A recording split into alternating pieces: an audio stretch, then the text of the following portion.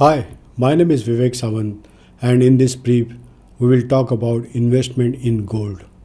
पहले के ज़माने में गोल्ड स्टैंडर्ड हुआ करते थे, कंट्रीज गोल्ड स्टैंडर्ड होती थी। गोल्ड स्टैंडर्ड का मतलब क्या है? गोल्ड स्टैंडर्ड मीन्स कंट्री के पास जितना गोल्ड का रिजर्व है उतनी ही करेंसी वो प्रिंट कर सकती थी, राइट? उसको गोल्ड स्टैंडर्ड कहते थे।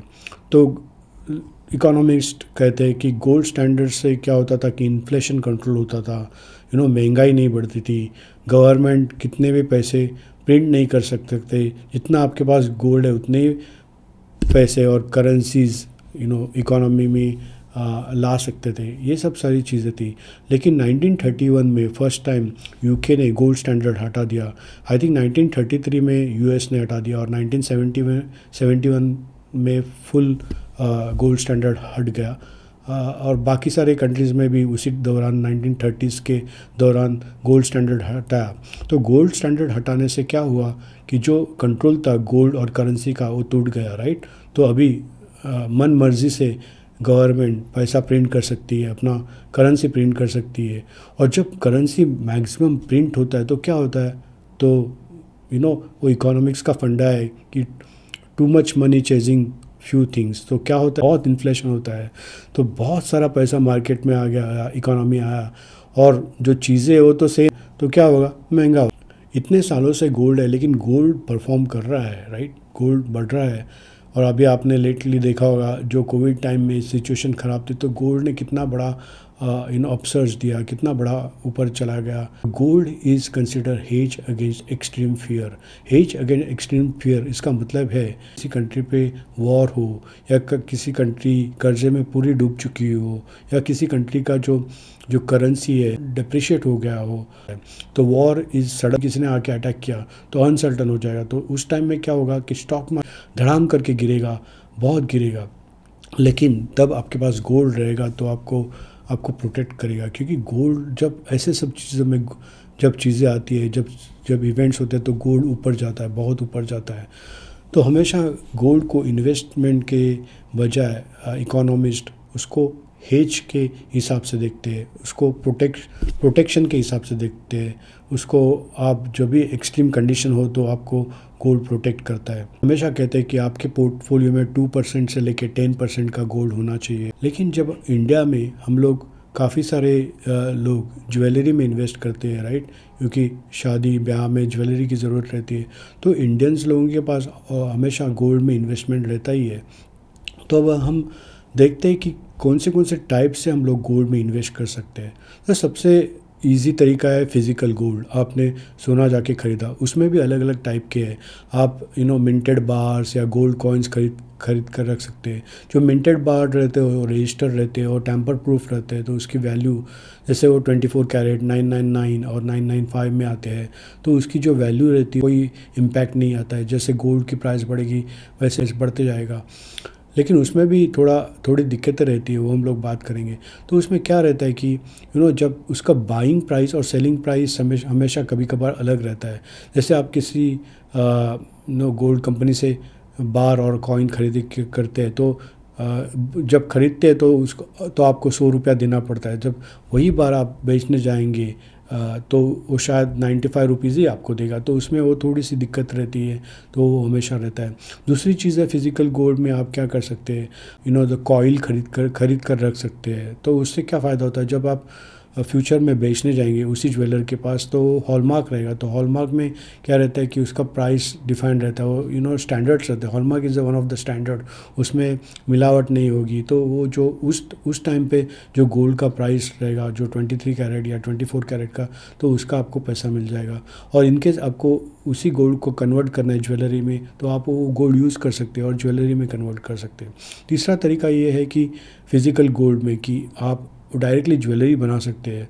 लेकिन ज्वेलरी जब बनाओगे तो आप ये इन्वेस्टमेंट के हिसाब से मत सोचिए। ये सोचिए कि आप उसको आपके डॉटर और सन के लिए बना रहे हैं या आपको खुद को पहनने के लिए बना रहे हैं तो ठीक है, लेकिन जब ज्वेलरी बनता है तो उसका मेकिंग चार्जेस रहते हैं और उसमें क्वेश्चन भी आता है, क्योंकि वो 24 कैरेट नहीं रहेगा, 23 कैरेट नहीं रहेगा, शायद वो 22 कैरेट रहेगा, 18 कैरेट रहेगा।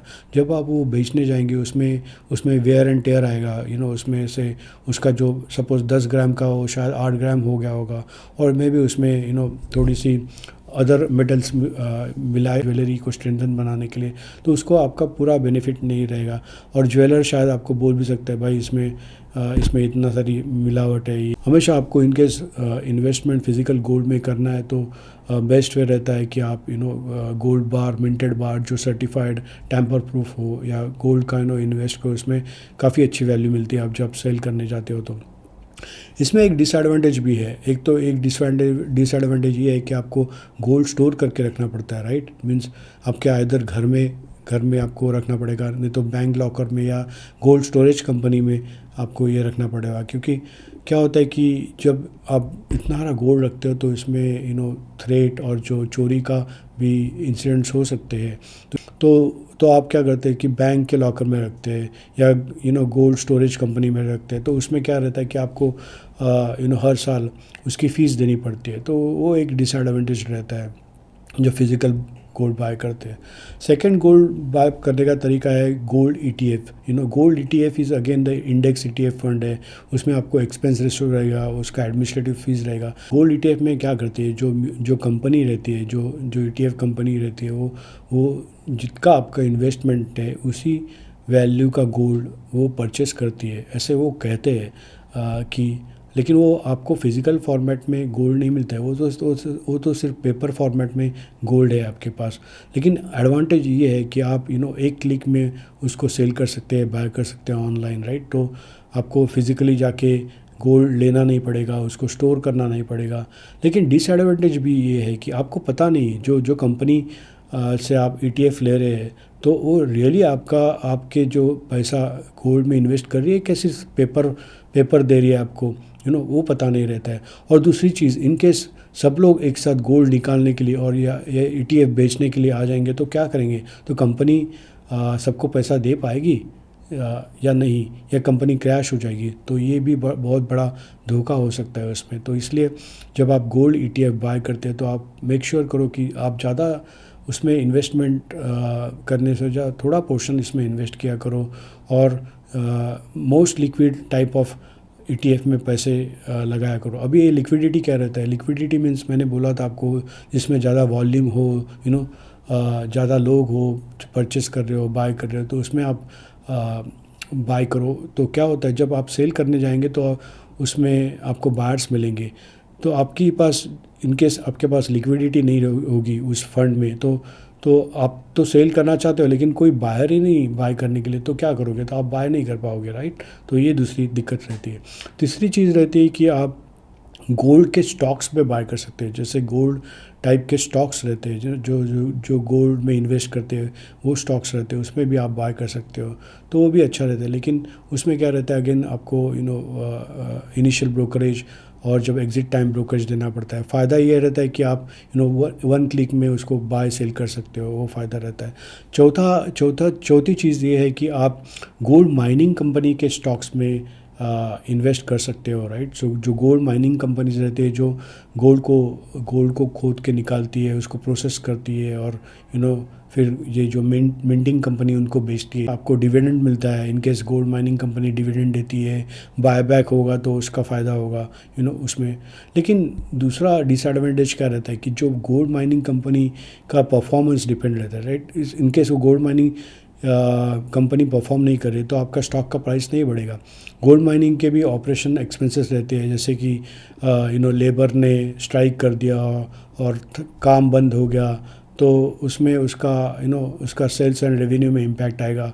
या इनकेस जो कमोडिटी गोल्ड का प्राइस बहुत गिर गया तो वो गोल्ड माइनिंग कंपनी क्या करेगी, बोलेगी कि छोड़ो यार, क्यों माइनिंग करना है अभी बंद ही कर देते हैं तो शायद वो कंपनी बंद भी हो सकती है। तो ये एक डिसएडवांटेज रहता है गोल्ड माइनिंग कंपनी में इन्वेस्ट करने का। आप मुझे पूछे तो सबसे बेस्ट तरीका है तो फिजिकल गोल्ड, क्योंकि जब आपके हाथ में सोना रहता है वो एक्चुअल वैल्यू रहती है क्योंकि क्या होता है in case gold is hedging, right, it's not investing. Disadvantage भी ये रहता है कि उसको स्टोरेज करना है, उसका फीस है, उसका सिक्योरिटी, उसको प्रोटेक्ट करने का टेंशन रहता है, कोई चोरी करना ले जाए। इकोनॉमिस्ट कहते हैं कि गोल्ड आपको रीच नहीं करता है, गोल्ड में इन्वेस्ट करने से आप रीच नहीं होते, लेकिन आप एक बार रीच होते हैं तब आप गोल्ड बाय करते हैं। तो ये आप ध्यान में रखो कि investing in gold is not like investing in equity. तो आप इक्विटी और आप स्टॉक में इन्वेस्ट कर रहे हो तो उसका और गोल्ड का कंपैरिजन नहीं है, क्योंकि स्टॉक्स में आपका लिमिट नहीं रहता है। कोई एक कंपनी अच्छी करेगी तो आपने देखा होगा कि मल्टी बैगर बनती है, लेकिन गोल्ड ऐसा नहीं। गोल्ड धीरे धीरे धीमे धीमे ऊपर जाता रहेगा, लेकिन वो इतना ख़राब भी परफॉर्म नहीं करता है, उसने अच्छा परफॉर्म किया अब तक। तो यही फ़ायदा है गोल्ड का। गोल्ड इन्वेस्टमेंट नहीं है, गोल्ड हेजिंग है, वो आपको प्रोटेक्ट करता है। तो इसमें आपको ज़्यादा पैसा नहीं लगाना है, आपको उतना ही पैसा लगाना है जो आपको ज़रूरत हो। आशा है कि आपको ये वीडियो अच्छा लगा तो आप इस वीडियो को लाइक कीजिए और दूसरों के साथ शेयर कीजिए। चलो फिर मिलेंगे किसी और वीडियो में, तब तक के लिए ta ta bye bye, thank you.